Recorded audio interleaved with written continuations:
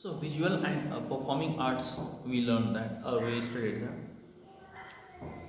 from the visual arts are from the Stone Age man, from that time they are presented.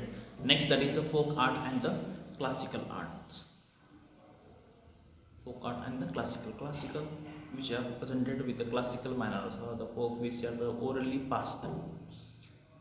There are the two distinct traditions of art, folk art and the classical art. Two different distinct traditions are there. Two different ways are there, mediums are there, or methods are there.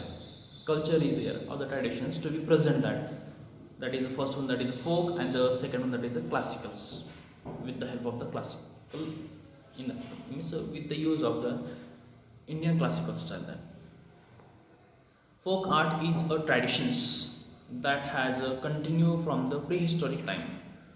This first tradition, folk art tradition, it is continuously from the prehistoric time, that it is continuously going on from that. Orally it is passed by generation, one by one it is passed, that they spoke about it, and they pass the content of the informations to the next generation. As they pass it to that, we can call as a folk art. That so it is a continuously it is coming from the prehistoric time, that the expression of folk art is a natural part of a people's way of living. That what are the expressions they express through their art, through this content, or through this medium folk arts, they express in a proper way. That so they express properly and nicely. That so the expression of the folk art is a natural part of the people's life, their ways of living, their natural part of their living styles. Hence it is expression, it is expressed, these expressions are spontaneously. So what is the hence, what other expressions are there, their expressions, their feelings, their ideas, they are spontaneously. It is not they not expressed by saying someone that, or by burden of someone's order. That they express their expressions in a spontaneous way. For example, what is that, when we are watching something, that some of the happiest incidents are there, spontaneously we overjoyed, we clap, emotional scene is there. Spontaneous, what is that, we will start to feel emotions, sometimes tears also start, it will come through our eyes. That sometimes we overjoyed, we jump on our place spontaneously. Sometimes what is that, we laugh immediately. Sometimes what is that, we react, we will become angry. So all these are their people's expressions, they are spontaneous, that original, that immediately they came with that things or the incident. That folk art is created by the collective participations of the member of the social group. So folk art is created by, created by the collective participation of the member of the group. It is not created by one person. It is created by the group of the peoples collectively. They come together. They came together, and by coming together, they perform. They created their folk art. Folk art. Classical art, on the other hand, it is expressed within an established frame of consistent rules.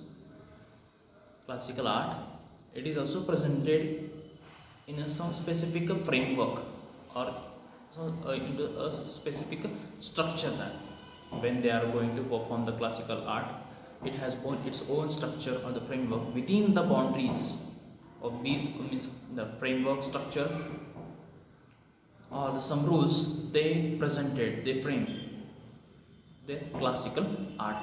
It needs a prolonged training to master any form of classical art. One who want to become the master of the classical art, he has to go through the training. Then one who went through the training, one who trained properly, that persons can become a classical artist. This classical term we heard in a music also. That classical music, Indian music, Western type of music, classical singers. So different terms are there. Their methods are different. Their mediums are different. The way to present it is also different. Variations are there.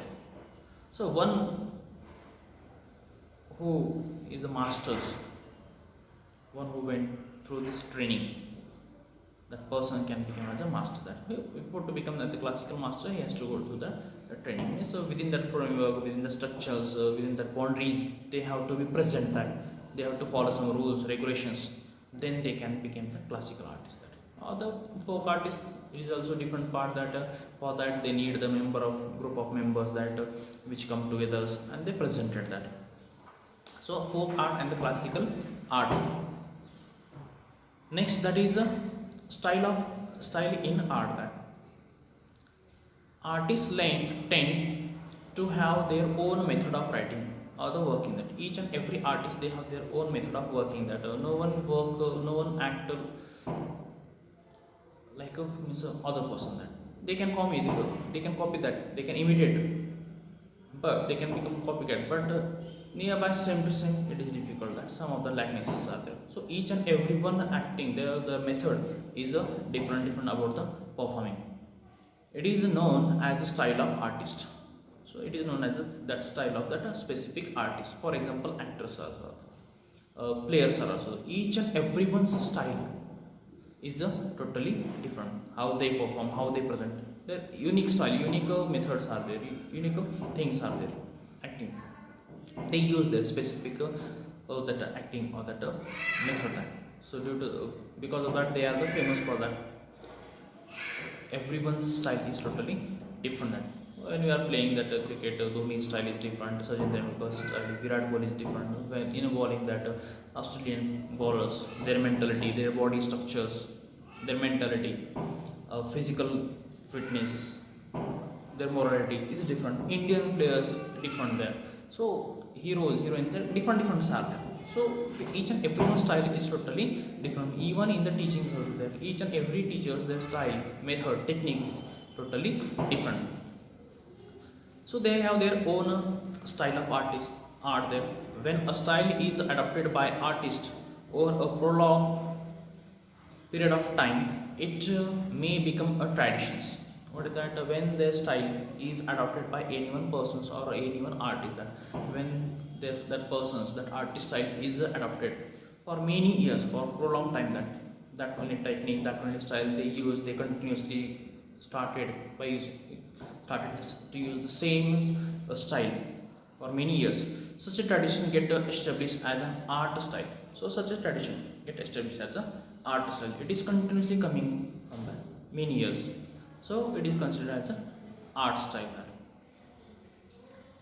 Oh, in ancient time, what is that? Before some in the year 1960s, 70s, 80s, the traditions, dress code style, tradition is different. That only traditional comes in. Style is also different. Ancient, so which are the 16, 70, 80s heroes are there. Their dressing style, their hairstyle, their speaking style, their walking styles, dialogue style is totally different. And now present time is different. So that time it became as a style that. So when any term, any acting, any that actions or any style, it is continuously coming by the prolonged for many years, it become as obvious, automatically it become as a style. It will become as an art style. Various art styles develop in every culture. That different art styles are culture into means develop into the different cultures in the different categories, that which are characteristic of a certain period and region. So there are no information is special in the different category or in the region or the area, in the specific region or in the culture part. Such styles are helpful in studying art history. So such a type of art, such type of style is also helpful in studying of the history, that they learn by using such styles or the methods.